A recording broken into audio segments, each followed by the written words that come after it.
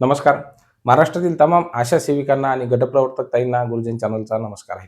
बहिणींनो बघा त्या ठिकाणी केरळ राज्यामध्ये जे आहे आशा सेविकांचं मानधन हे वाढलेलं आहे आणि त्याच धर्तीवरती आता महाराष्ट्र राज्यामध्ये सुद्धा निवडणुका झाल्यानंतर जे वचन देण्यात आलेलं होतं की आशा सेविका ताईंच्या मानधनामध्ये वाढ करू. आता तो मानधन वाढ करण्याचा जो वेळ आहे तर ती आलेली आहे किंवा तो क्षण आता आलेला आहे असं म्हणायला काही हरकत नाही.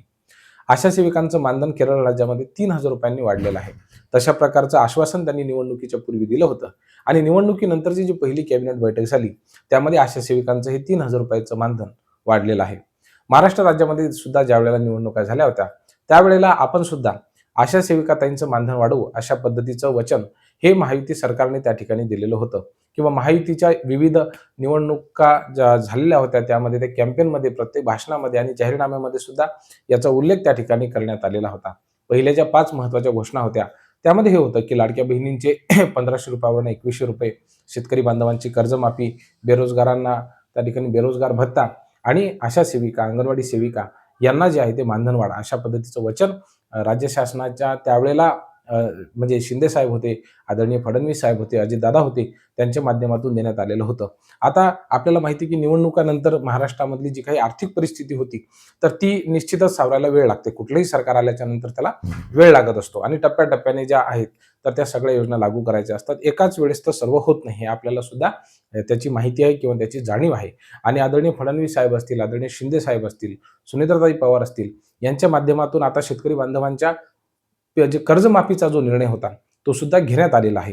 म्हणजे एकंदरीत आपण पाहतो की युद्धाचा प्रसंग आहे, जगभरामधल्या अर्थव्यवस्था ह्या सध्या डोलत आहेत आणि आर्थिक परिस्थिती निश्चितच थोडीशी वाईट असताना देखील राज्य शासनाने जो आहे तो हा अत्यंत महत्त्वाचा निर्णय घेतलेला आहे असं म्हणायला काही हरकत नाही.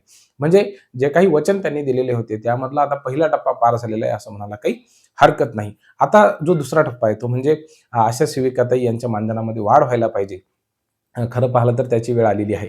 आशा सेविकाताईंचे जर आपण कामं बघितले आणि त्यांना मिळणारं मानधन जर बघितलं, तर याचा विचार करता आपण ते मानधन खूप कमी आहे असं एकंदरीत सगळ्या आशा सेविकाताई आणि गटप्रवर्तक ताईंना बोलल्याच्या नंतर त्यांच्या बोलण्यातून लक्षात येतं. गटप्रवर्तक ताईंना विविध गावांना जावं लागतं, भेटी घ्याव्या लागतात, तो डेटा जमा करावा लागतो, तो पुढे पाठवावा लागतो आणि आशा सेविकाताईंचा जर आपण विचार केला तर सध्या 44 डिग्री तापमान आहे.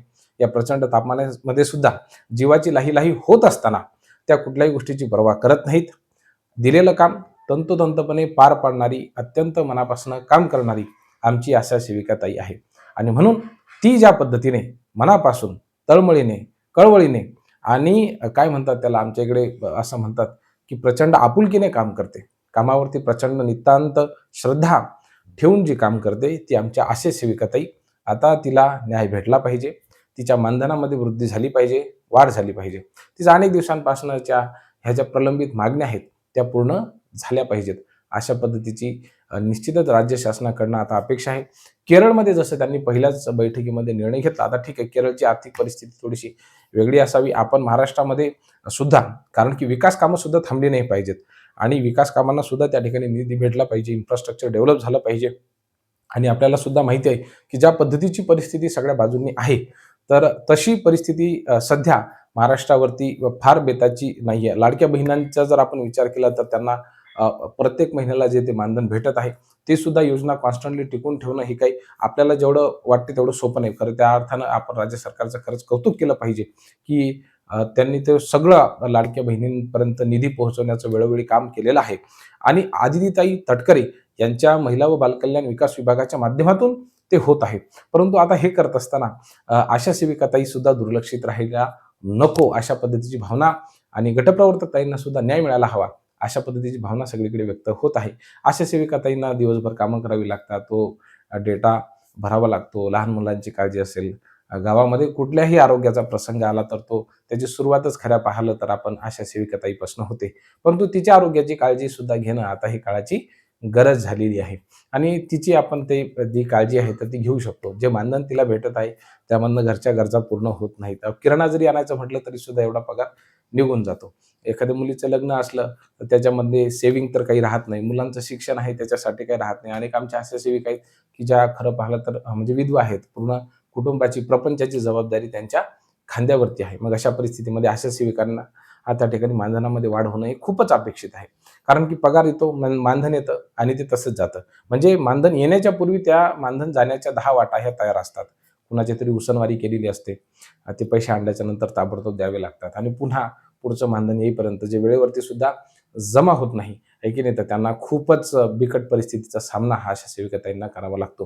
म्हणून केरळमध्ये जो निर्णय घेतलेला आहे, तब्बल 3,000 रुपयांनी हे मानधन वाढवलेलं आहे. तेव्हा महाराष्ट्र राज्यामध्ये सुद्धा थोडंसं सहानुभूतीनं या ठिकाणी आशा सेविकाताईंच्या प्रश्नाकडे, या गंभीर प्रश्नाकडे, जटिल प्रश्नाकडे बघावं आणि यावरती उपाय शोधण्यात यावा आणि आशा सेविकांच्या मानधनामध्ये तात्काळ वाढ करून देण्यात यावी आणि हे जे काही वाढलेलं मानधन आहे, तर ते रेग्युलर मानधनासोबतच यावं, म्हणजे जेणेकरून त्या ठिकाणी आशा सेविकाताईंना या पैशाचा उपयोग करता येईल, विनियोग करता येईल. ही अत्यंत महत्त्वाची बाब आहे. म्हणून आशा सेविकाताईंचं या संदर्भामध्ये नेमकं काय म्हणणं आहे, तुमचं काय मत आहे, हे आम्हाला कळवायला विसरू नका. खूप खूप धन्यवाद ताईंनो.